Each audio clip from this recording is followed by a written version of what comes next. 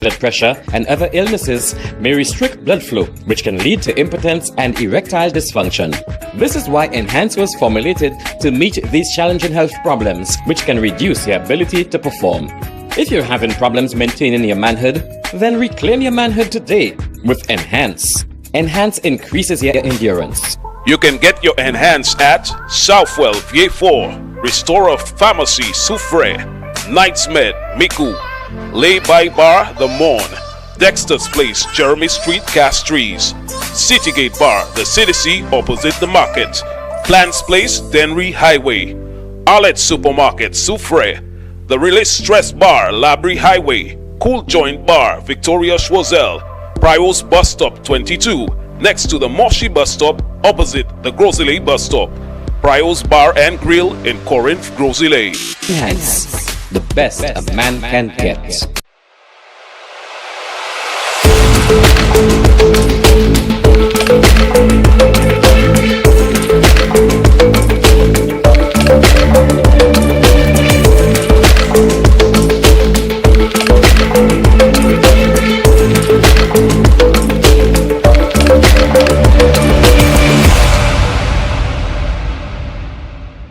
Welcome to another episode of Public Health Insider.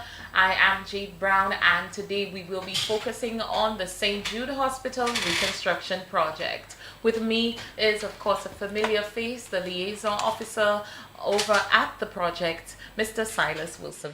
Welcome again to the show. Thank you, Jade. Thank you for having me here. Let me say good morning to your wonderful viewers and listeners on NBC and television. Good morning. Okay, fantastic. Thank you for being here again, Silas.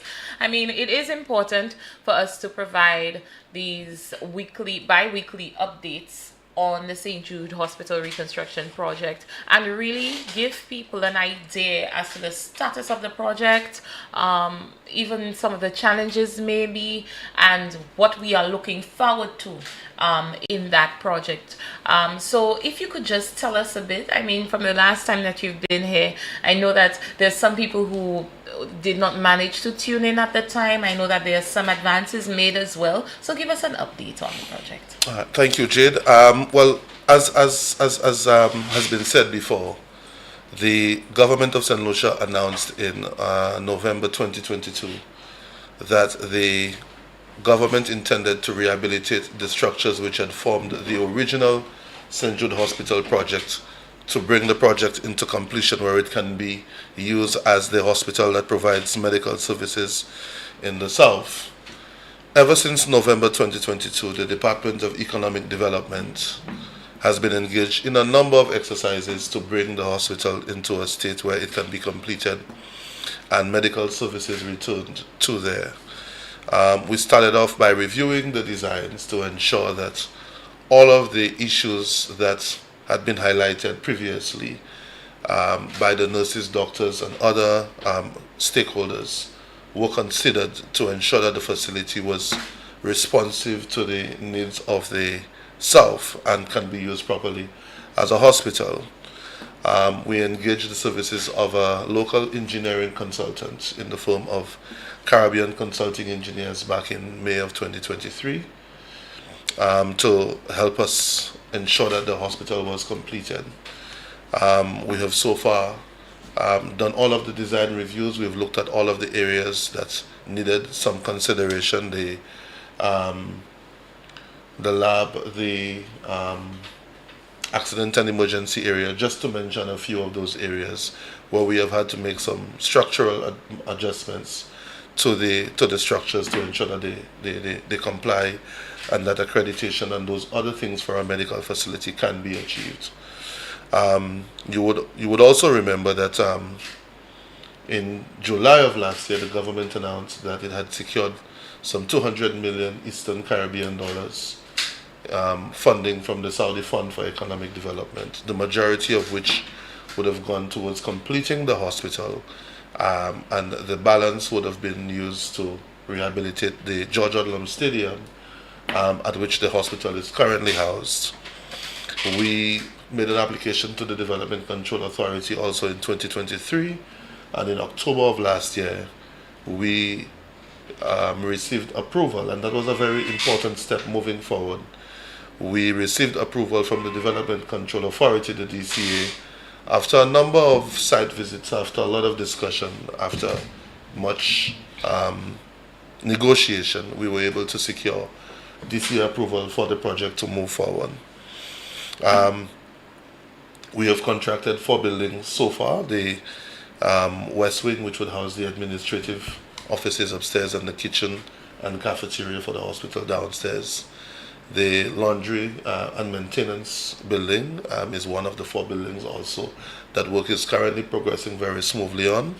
And there's also the dialysis building and the physiotherapy building, which are the 4 buildings that are funded from local funding. There's a contractor currently engaged who's very advanced on those buildings. And in January of this year, we'll launch the tender with the Saudis, to ensure that the East Wing, the West Wing, and all the remaining structures, together with all of the perimeter works, meaning the car parks and all the services that are required for the buildings. In addition to that, to bring other buildings that have already been completed, such as the morgue, the biomedical building, the ambulance and monitoring building, to bring all of those buildings into completion and to ensure that the site is fully functional. That tender also included all equipment for the hospital, meaning kitchen equipment, laundry equipment, medical equipment, because as anything else the hospital would require, because you are moving into a bigger facility. You are going to have significantly more beds at the new site than you currently have at the stadium. So as a result of that, you would need to have a serious augmentation of the equipment that you currently have at the stadium. And in addition to that, what you also have at the stadium, some of it is also nearing obsolescence. So there is a need to bring in new medical equipment. So we have finalized the medical equipment list, and we are hopefully, as soon as we can complete the negotiations on that tender, which we expect to happen pretty soon. We're hoping that in a few days, weeks' time, a formal announcement can be made by the Ministry of Economic Development that we have concluded the procurement exercise, which started on January 5th when we launched the tenders with the Saudis, and that would be for both the construction side of it, as well as the securing of a engineering consulting firm to provide guidance and oversight as we complete the project as well. So those two components, we are hoping in very short time to have those 2 things concluded. So all of those things have happened so far, and we are very confident that in a few weeks' time that the government will be in a position to more clearly articulate a completion date for the hospital. But as anything else, we are also very confident that the hospital will be completed far ahead of the next poll, which is due in 2026. So we are in a good place as far as St. Jude is concerned. I know that there are lots of people who perhaps would not want to see it completed. There are some who believe that it will not be completed as well. But I can only say to those persons that the government has putting a lot of time and resources into completing this hospital. We have done all of the, and I like to use that term, heavy lifting, because we have already gotten the funding, we have gotten permission from the Development Control Authority, we have gotten the buildings to be reviewed to ensure that you have the proper flow, that you can have accreditation when the hospital is completed. We have done all of the important early steps that needed to be done very early to ensure that when we actually move into the final stage of construction on that hospital, that all goes very smoothly and that the hospital can be completed very, very, very, very quickly. So we are very optimistic at this point at the Department of Economic Development. We are very optimistic that whatever has to happen to bring the hospital into a stage where it is ready to be occupied by the users of the facility can happen sooner rather than later. So between the last time that you were here and now, I know that in terms of construction, we can't really talk too much about that, but in terms of the advancements made in the tendering process, so that process is complete. Yes, well, the tenders were actually, the actual deadline for the submission of tenders was back in April, Okay. March and April.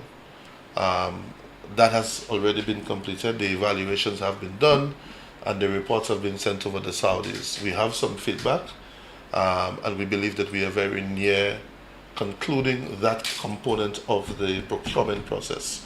We cannot say today definitively who is the successful bidder, but we believe that we are inching closer every day because it may seem like a lot of time, but this is usual for projects that are an international tender of that nature. The funding agencies have their own technical people, and you have to obtain what is called a no objection from those people before you can proceed to sign a contract. There are lots of checks and balances that have to be done ahead of the actual signing of a contract.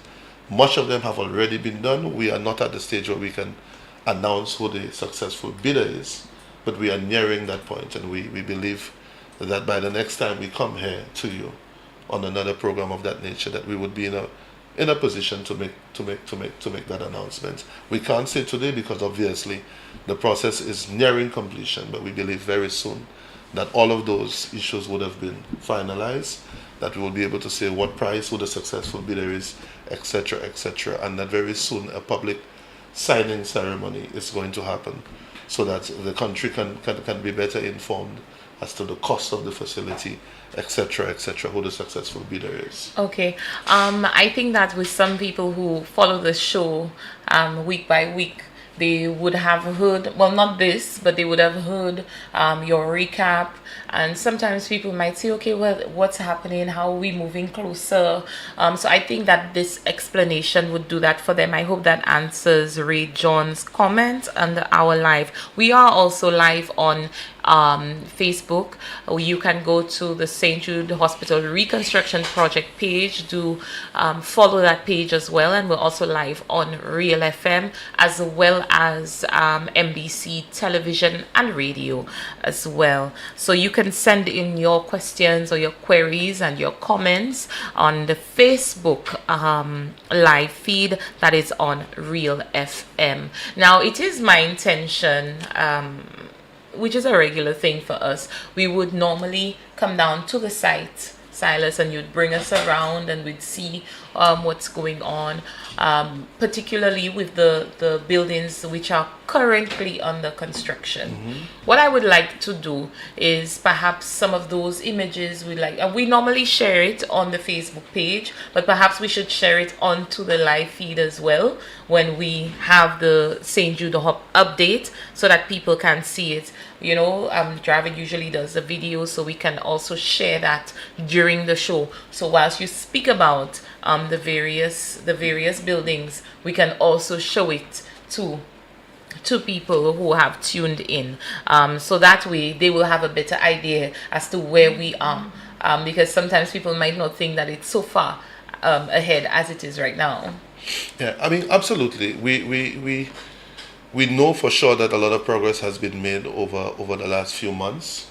As we've said, that 4 buildings, we entered a contract earlier this year with CIE, that it will be, of course, the Renault group of companies on those 4 buildings. At this stage, we are happy to report that there was a slight snag with the contractor getting a lot of his inputs that came from abroad into St. Lucia. But we're happy to report that some 28 containers or so that mostly contain a lot of air conditioning items, doors and ceiling items have arrived, and the crews are currently beginning to put together those final components.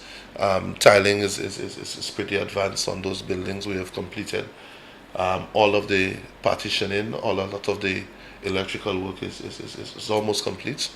Of course, after you put in the ceiling, then you have to put in your electrical fixtures. But we are very confident that the contractor's work program is on schedule, notwithstanding, of course, that there was a delay in receiving some of the inputs from abroad. We are also confident that when we do sign the other contracts, that there can be an accelerated work program to ensure that we can complete the hospital on time, that the equipment that is required can be procured and can arrive on St. Lucia on time to be installed and tested, and for the commissioning side of things to happen as well. I've also reported to you before that on the end user side of things, meaning the hospital management team, St. Jude from last year, November, put together a commissioning team. There is a commissioning plan. I believe they were on your show. Yes, they were on the show, and they gave us some real insight. And they started to speak to some of the activities that have to be that have to be done, including looking at the staffing levels. Because as I said earlier, we are going to be moving into a far bigger facility than what they're currently operating from. You would have twice the number of beds in the new facility as what you currently have at the stadium. You will have a lot more equipment, so that would essentially mean that you would have to increase your staffing levels. Yes, so that's more employment. You would have to increase your staffing levels. There would be a need for some training, because you would have some new equipment as well that they do not currently have.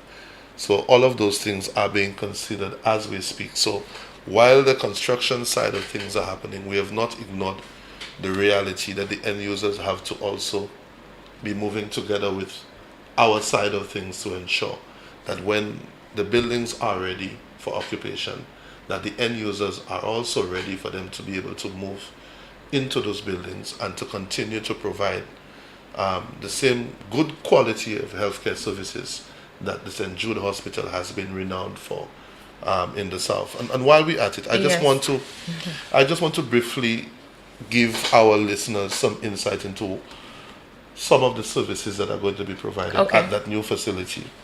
I have said earlier that it is going to be a 96-bed facility. And let me just speak to what some of the services that you can expect from the hospital. You would find administration, medical, surgical, and orthopedic. Of course, 2 operating rooms and intensive care units. There will be an endoscopy department. You would have a section for medical records. There would be a laboratory, outpatient services, pediatric, obstetric, dialysis, accident and emergency services, support services, pharmacy, incinerator, day surgery, minor theater, and the sterile supply departments as well. And if I can just tell you what some of the outpatient services for the facility would include, you would have dental, eye or ophthalmic, there would be physiotherapy, urology and nephrology, there would be orthopedic, general surgery and colonoscopy. You would have internal medicine, cardiology, diabetic and hypertensive, obstetrics, gynecology, dialysis, wound care, neurosurgery, as well as pediatrics. And I also believe that the St. Jude Hospital, and I'm saying that with a certain level of caution, are also exploring at the new site, when the new site is open and commissioned, that they will be offering some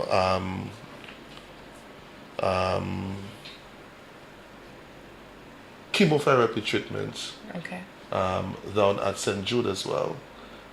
Which is unheard of in the south of the island. Yes. Most cancer patients would have to travel overseas for chemotherapy. So I believe as well that some space that has become available in the East Wing, since dialysis has been moved from the East Wing and is now in a building of its own, it has provided some additional space that the hospital management team is considering the inclusion of oncology services and providing chemotherapy treatment at the St. Jude facility when we move to the new site. Fantastic. So let's talk a bit about the dialysis unit as well, because as well as chemotherapy, in terms of dialysis, you hear all the time, and from my days as a reporter, Dr. Mill Clark would be one that would champion the cause and always say that, the dialysis machines on island, we just do not have enough. But from my knowledge and from what I have actually seen on ground is that the dialysis unit, which is its own building within the compound at the St. Jude Hospital, they would be able to supply that service to even more people? That is correct. Currently, St. Jude operates with 8 dialysis machines. So they can only do 3 shifts a day. That's 3 8, so it would be about 24 patients in the south can be accommodated in any 24 hours. The new facility would have a total of 15 dialysis machines, so that's almost 100% improvement from where they are. So if you still have the 3 shifts with 3 machines, with 15 machines a day, that would take you to some 45 patients that can be provided with dialysis treatment. So from 24 to 45, that is amazing. From 24 to 45 patients can receive dialysis treatment in the south, and what we have seen in St. Lucia is of late is that there has been a very sharp increase in the number of persons who have been diagnosed with renal failure, and they require dialysis. So that is a significant improvement from what currently obtains at the George Odlum Stadium. Okay, that is indeed amazing.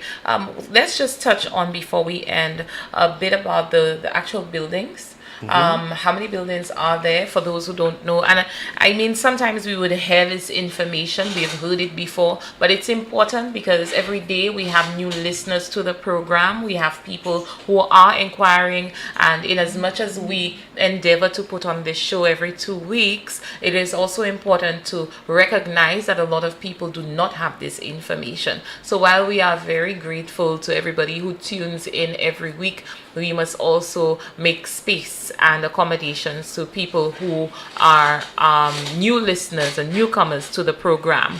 And for those of you who are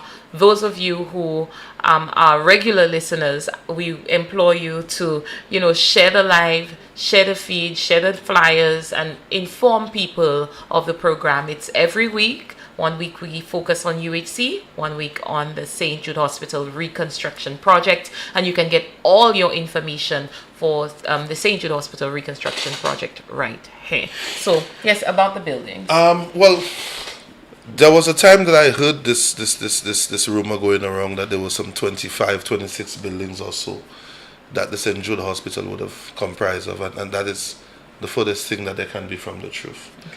The truth is that when the entire hospital compound is completed, all of the services that are provided from, and everything that I have spoken about here today, would be provided from a total of 13 buildings. But it is important to speak to what all of those 13 buildings are. So let me see if I can do that in the few minutes that we have left on the show.